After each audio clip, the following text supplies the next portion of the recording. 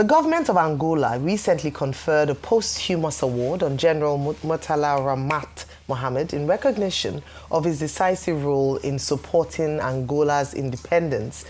Beyond Angola, this recognition symbolizes General Murtala Muhammed's broader interventions in African liberation struggles, particularly across the southern African belt, including Mozambique, South Africa, and Zimbabwe. As head of state from 1975 to 1976, General Murtala Muhammed positioned Nigeria as a principled, confident, and influential African power, earning continental respect through decisive diplomacy and moral clarity. February 2026 marks 50 years since the assassination of General Murtala Muhammed. To commemorate this milestone, the Murtala Muhammed Foundation has planned a month-long program of national and international activities designed to move beyond remembrance into reflection, education, and policy engagement. Joining us on the show to discuss his legacy and the latest recognition by Angola is Dr. Aisha Oyebode Mohammed, Chief Executive Officer, Murtala Muhammed Foundation, MMF, and Professor Eghosa Osaghae, Professor of Political Science and Director General, Nigerian Institute of International Affairs. Good morning to you both, and you're most welcome to the morning show. Good morning. We're glad morning, and thank you. Good morning. Congratulations on the honor. Thank you so much. Thank you. 50 years after, great to see he's been recognized in such a manner. I'll go to you first, Dr. Aisha Mohammed. What does the posthumous recognition mean for Nigeria and, very importantly, the Murtala Muhammed Foundation? I think the first thing is that it reminds us about the role that Nigeria played in the liberation of those countries that you've mentioned earlier. More importantly, it reminds us of a time when we had a strong identity, whether it was on the African continent and internationally. I tell people that in those years, and it's very hard for people of this generation to actually relate to that, when Nigeria sneezed, the whole world, not Africa, the whole world caught a cold. And one of the things that they told us, which was really instructive, not that we didn't know, but it's nice when people remind you, was when the American oil interests threatened to pull out of Angola because of this whole apartheid stand that they were taking and the fact that they were trying to get independence. And at that time, you know, Angola has oil like Nigeria, so it would have crippled the economy. And General Murtala Muhammed said, if you leave Angola, you must leave Nigeria. And the next day, everybody went back to work. It was as a result of the whole anti-apartheid struggle, if you recall, that British Petroleum was asked to leave Nigeria. Barclays Bank was nationalized. So at that time, we were clear. We knew who we were, and we took stands on issues that were important to us. We did not compromise, and we were happy to live with the consequences of our decisions. And I think that's what's important about that award for us. Prof, let's come to you. Now, 50 years ago, OAU summit in Luanda, Angola, General Murtala Muhammed said, Africa has come of age. And that was a defining moment in Nigeria's foreign policy. So how significant was General Muhammad's role in Angola's independence within the context of Africa's liberation history? I think it was one of those moments in the days of the Cold War when Africa had to give content and traction to the idea of non-alignment and strategic autonomy. I mean, to be non-aligned is simply to be neither hot nor cold in a literal sense. But when you're strategically autonomous, you're simply saying we assert our role as an important actor. And we are a major capital of the world as Africa, and therefore you cannot take us for granted. Now, it's important to place that within a larger historical context. There's a German sociologist called Wolfram Eberhard, who has the notion of world time.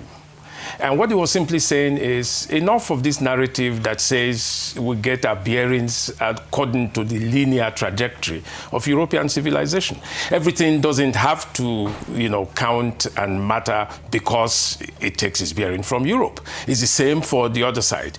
Now, using the Chinese, superstructure, he argued that the rest of the world also has historical moments that define the world's time. And so for us, this was Muhammad's definition of Africa's world time. I mean, to draw attention to the fact that Africa is not some unimportant, part of the world. It is a critical player, especially on matters that have to do with Africa. We take our bearings from our continent. It's our own. And so what we did in Angola, what General Murtala Muhammed did in Angola, was simply to tell the world, not just that Africa had come of age, because we are a civilization. We are a world power. We are one of the movers and shakers of the global situation, which is what Eberhard's world time actually talks about. Very good. I mean, very, very apt. And what did I say again? I mean, congratulations, but also commiserations because of the way in which we lost this, great patriot. But his works, live on. We're just talking off the air before we got on the air. As regards now that we have a mentality of non-aligned where we can stay and stand for what we truly believe, he was somebody that had his very strong convictions. And that's why people have talked about his leadership style that remain, so powerful despite his brief time in office. Prof, can you talk about that leadership that made him so exceedingly, powerful and influential?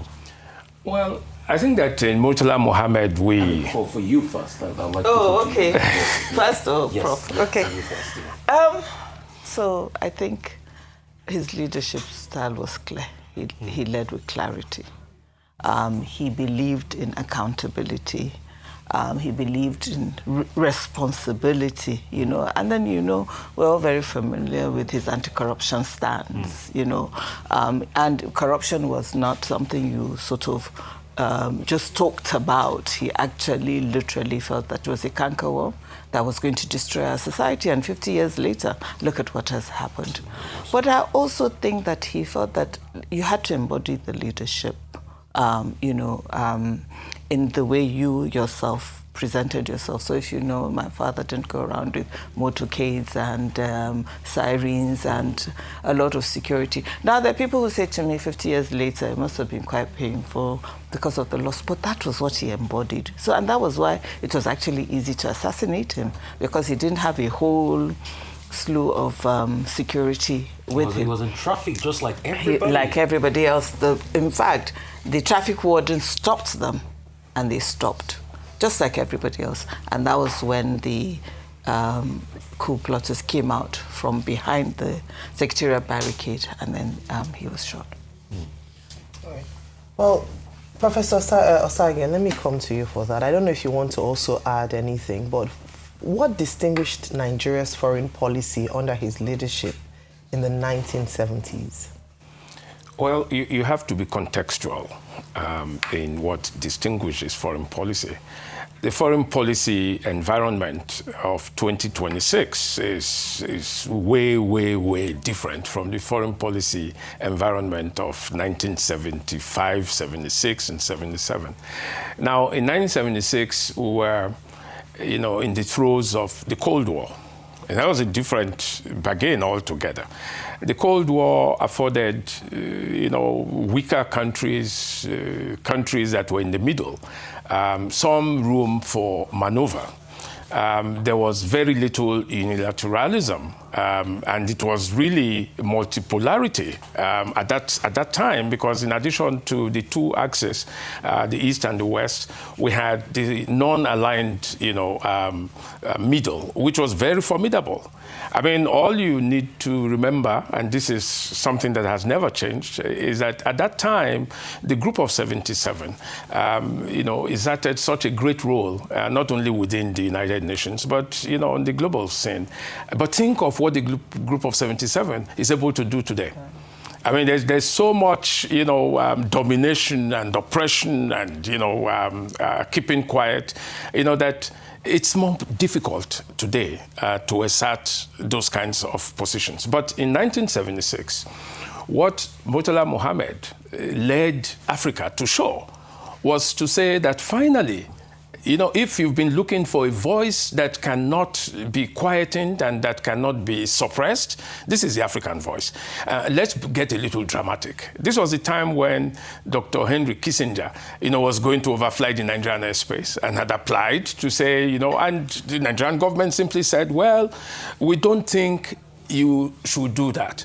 And they went ahead to say, no, we insist. We say, well, whatever happens to you, you would have to take responsibility for it. I mean, that was the time when, power was might, even from the perspective of the smaller powers. That's when Professor Bolaji Akinyemi, came up with the whole idea of the concert of medium powers, showing not just the potential, but the actual power, the traction that, medium-level powers, could exercise at the time. So I think that this was one of the iconic moments, of that whole, trajectory for foreign policy. Okay, madam, let me come to you. Okay. Now, corruption. Now, here this anti-corruption stance. And at that time, there was civil service purge. People who had been falsifying, their age and their qualifications. Persons who had just been depending on government. You wanted to clean up the system, and there was that famous purge. Now, are there lessons that we can learn from that today? And just take that along with the background that after the purge by the Murtala Muhammed administration, that in fact that was the beginning of corruption by civil servants, because they suddenly saw that another leader can come tomorrow and say on the basis of corruption, you people are liars, you are feeding fat on the system, get out. And that since then, civil servants have been busy, stealing from the pulpit. But Dr. Patti, so there are two ways to look at it. I mean, I think at the time when that purge happened, he saw corruption not just as a cultural flaw, but as a leadership issue.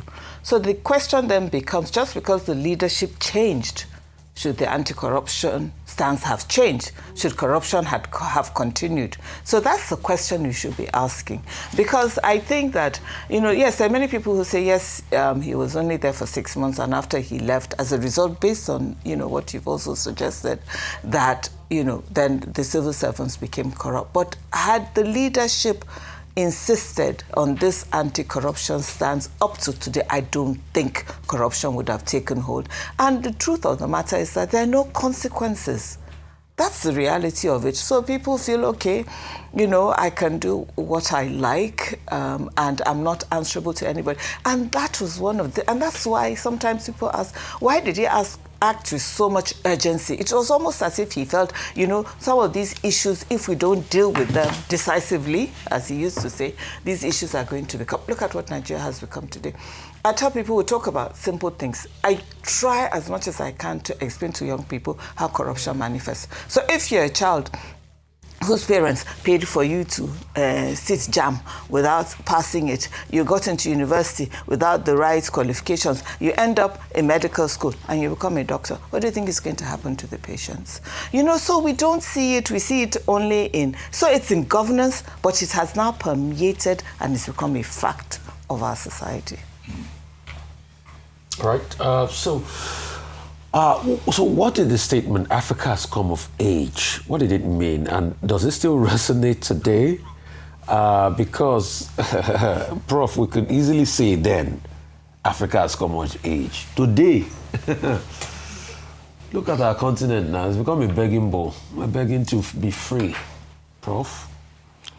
Well, whose age, really? I mean, that's the point. When you say Africa has come of age, there is a normative assumption, in saying there's an age that is probably the exclusive preserve of, a certain world time. And if you don't belong, you are outside of, the world time. Now, the point about coming of age, first is to be seen in terms of your assertiveness, the fact that you're able to say, we have a role in that age, however that age is defined. And that's the point that I made about Eberhard's notion of the world time, which, was carried forward by another great, student of international relations in talking about the clash of civilizations. I mean, so there's no linearity. It's not a linear trajectory that shows that, the world age belongs to, if it were so. Now you think of it. Most recently, a very critical actor referred to a part of the world as, a place where people have low IQ. I mean, to say that, you cannot come from such a part of the world and want to belong to the same age that we belong to. This is the age we're talking about. And add to that, the fact that, the global system, has a global racial hierarchy, the one that, consigns some other parts of the world to the margins, and they just don't belong, and so on. So when you say coming of age, whose age? Who defines that age? But with due respect, Prof, as at the 70s where Murtala Muhammed was saying that, Africa was already coming of age as regards the ascendancy compared to the Asians. Today, look at countries like China. They can truly say they've come of age of AI. If you want to say world time, what is world time today? Advancement, AI development, science, technology, military input, economic growth and development. Africa was there. I mean, Nigeria did well then compared to today. So it is when you do well in all those ramifications, you can actually say you've come of age. Look at China today. China can actually talk. I know you were talking about Donald Trump. Yeah, Donald Trump can say all he's doing, but China just beat him 1.2 trillion in trade surplus. That's coming of age. Africa was doing the same. Nigeria was respected then, but today is no longer the case. I disagree with you. Go ahead, Prof. In terms of coming of age, what brings you to that age?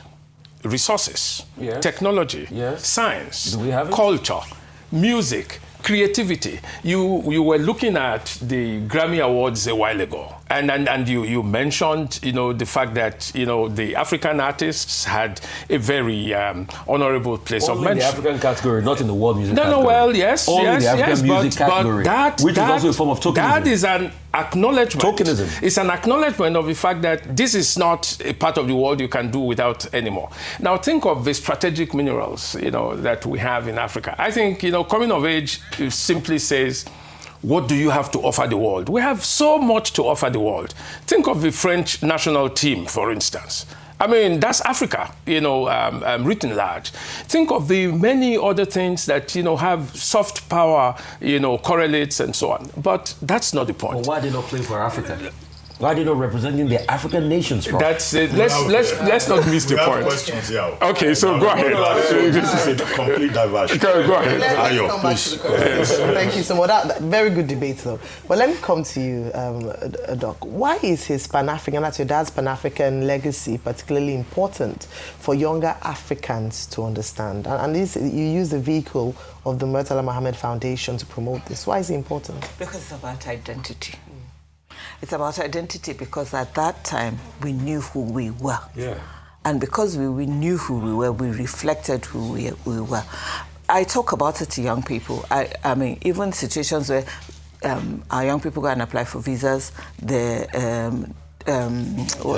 rejected in a very in a or exactly. And South Africa, for example, xenophobia and all of that. Nigeria was in the forefront of the anti-apartheid movement. Nigerians really, given how the role that we played, Nigerians should be going in and out of those countries easily, and with ease. And I think that what we've not managed to do is to be able to reinforce our young people, right? And I suppose a little bit about what Prof is saying about Africa has come of age in terms of when you think about the country, apart from the continent, actually, stand back from the leadership for a little bit and look at the great things and the capacity and whether it's in music, whether it's in the arts, we have a leadership role You understand? And yes, we've not played it as well as we could have. And that's what we need to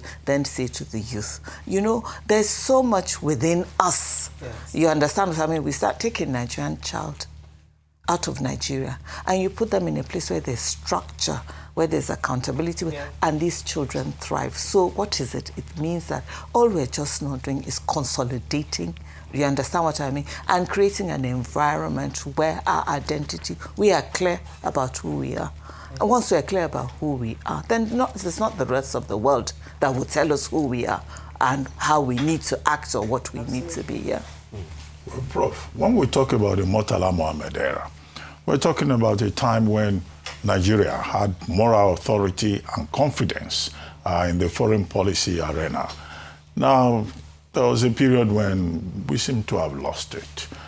You know, we were not even represented in many of these organizations.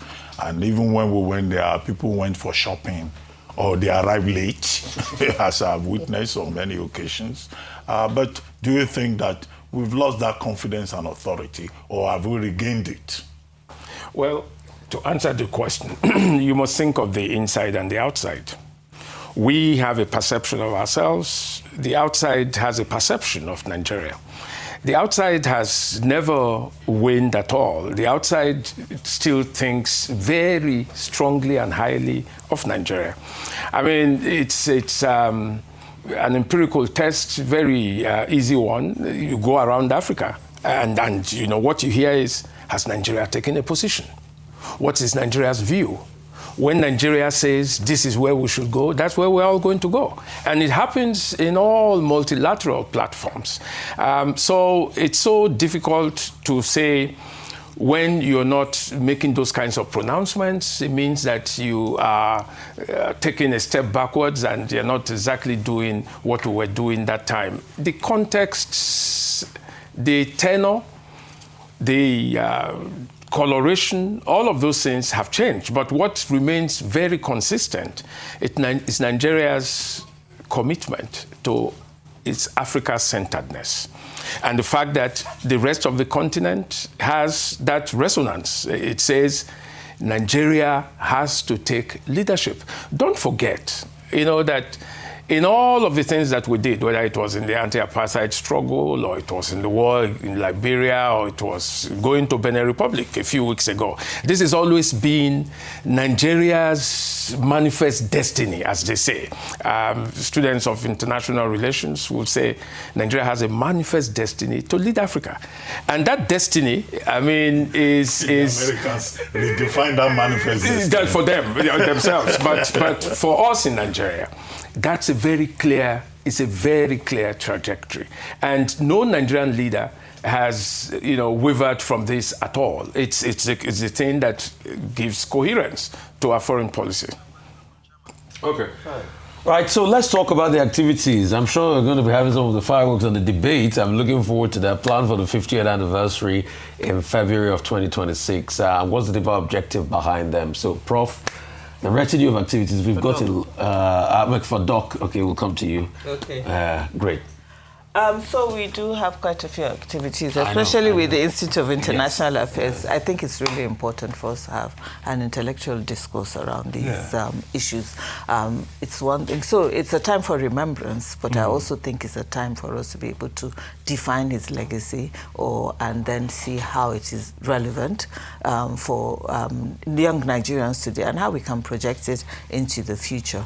So we have several events with the Nigerian Institute of International Affairs. We've got so we begin with dialogue, a strategic leadership workshop, you know, on the 5th at the Institute.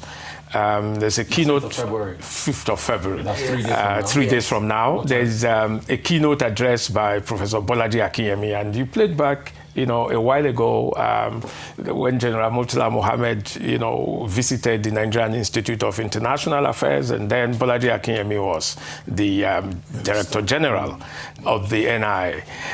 So this is the whole point. We want to reenact and use that as a foundation to ask the relevant questions. So what has happened? Why are we where we are? What lessons are we learning from that? That's on the 5th. But on the 12th, there's a bigger event, in Abuja, where we're going to have a keynote from the former Ghanaian president, presided over by General Olusegun Obasanjo, and all of the people who. Where's the venue for that one? That's at the ECOWAS Secretariat. What time is that one? It's at 10 a.m. 10 a.m. in the morning. Is it open to the general public? Yes, Of course, please come. So all these events are open to the They're general open to the public. Oh, brilliant. Okay, so do we have more events apart from the 5th and the 12th? We also have an exhibition that is going to continue. But you see, this is a year long, and in fact, almost eternity, because we're thinking of sustainability. So we have introduced a dialogue series, policy dialogue series, that will meet from time to time, 4 times in a year, and so on. A joint event with the Murtala Muhammed Foundation to look at. Where's the exhibition going to be taking place? At the Nigerian Institute of International Affairs. So you have all the artifacts and everything. Yes. And everything. Okay. And all this stuff. I have Good. But there are a few more events very Please quickly. talk about There's a wreath-laying ceremony here in Lagos where the assassination happened, because that cenotaph is now going to be redeveloped. There's another one in Abuja. So we're building a center for ethics and leadership in Abuja, the Murtala Muhammed Center for Ethics and Leadership in Abuja. So there'll be a wreath-laying ceremony on the day of the groundbreaking for that. That's on the 13th. There are prayers in Kano at the graveside. General Muhammad is buried in Kano, so there are prayers at the graveside. There will also be prayers both in Abuja on Friday and on Sunday as well. Yes. Thank you for breaking down the activities. But I want to ask you a question, Prof. And that is that when the man that we talk about today, 50 years on, we're learning lessons from his leadership style. In less than 8 months, he achieved consequentially, and that's why we speak about him today, remember him so warmly and draw lessons. But we talk about leadership style in Nigeria today.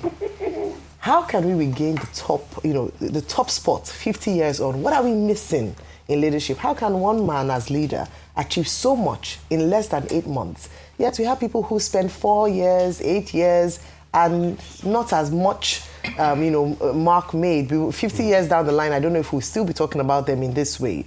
What are some of the lessons? How can we regain that top spot? Well, let me help you put that in some more dramatic perspective. People that the world remembers and celebrates, they didn't live for too long. I mean, many of them had very short moments in history and so on. So it's not in the years that you put in. It's actually in the kind of person that you are. And I think that's the difference that Murtala Muhammed has made. But here's the point. Today, very many people would need to be reminded that we had a Murtala Muhammed and what he represented and what he continues to represent. So that means that we have a lot of work to do. I mean, in designing our leadership, we must identify those that are icons of leadership and what they represent. You cannot be theoretical and conceptual about whether it's transformational leadership and so on, without anchoring those things on actual lived experiences. What Murtala Muhammed did, for instance, was a life of sacrifice. I mean, he had, everything going for him, and he more or less committed suicide by reinventing himself, to become, the kind of person that would be taken morally seriously. And so in that crusade, he was very conscious of the role that he had, his moral powerhouse, and the foundations that he needed to also transmit to the people. So I think that we should always go back to leadership that worked, so we can, learn lessons from those things. Okay, Prof. To summarize in Nigerian English, What you are saying is, it is not how long, it is how far. Thank you. And that's how, How well.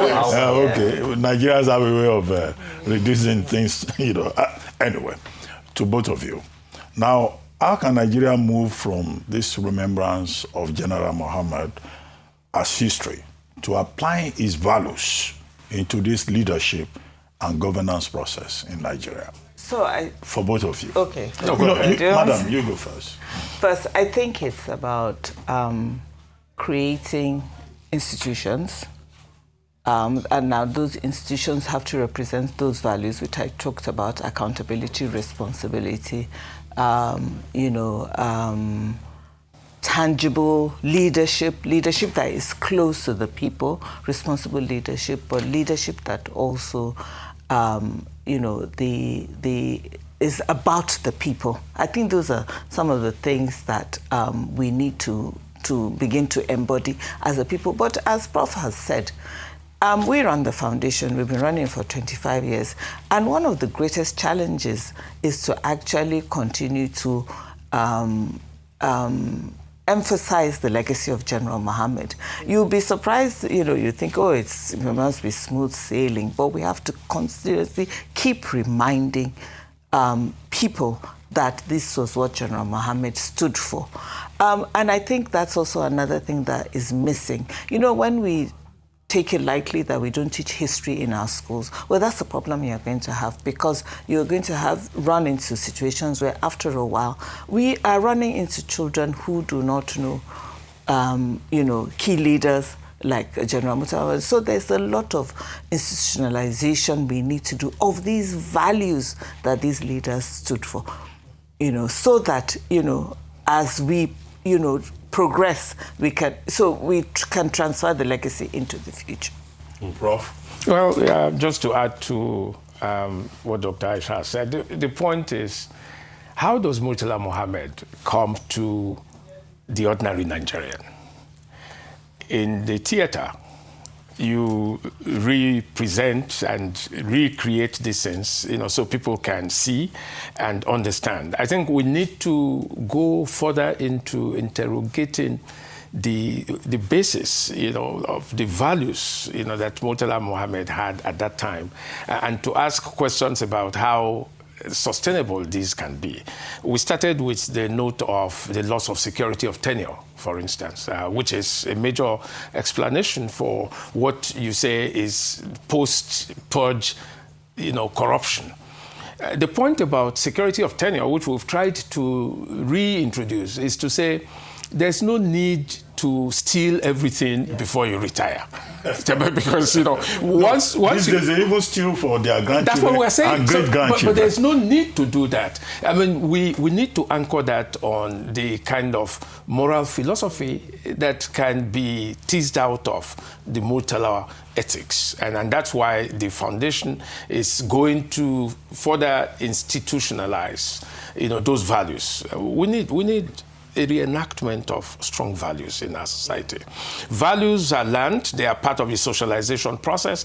They are not things that you pontificate on. I heard you talk about preachings and so on. So these are not sermons. You're not sermonizing about them. Yes. These are experiential things, very existential. Yes, indeed. Thank you so much for ending on that note. We've often talked about the importance of restoring values in our society as part of our culture, and that's really a great point to end. But thank you so much. Once more, commiserations, even though 50 years afterwards, he was your father, and I'm sure that you would definitely still miss him very much. But we thank him very much for the great sacrifice he made for this great nation. Thank you.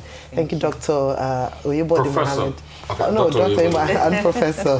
Don't worry, I got him. Professor Eghosa. Thank you.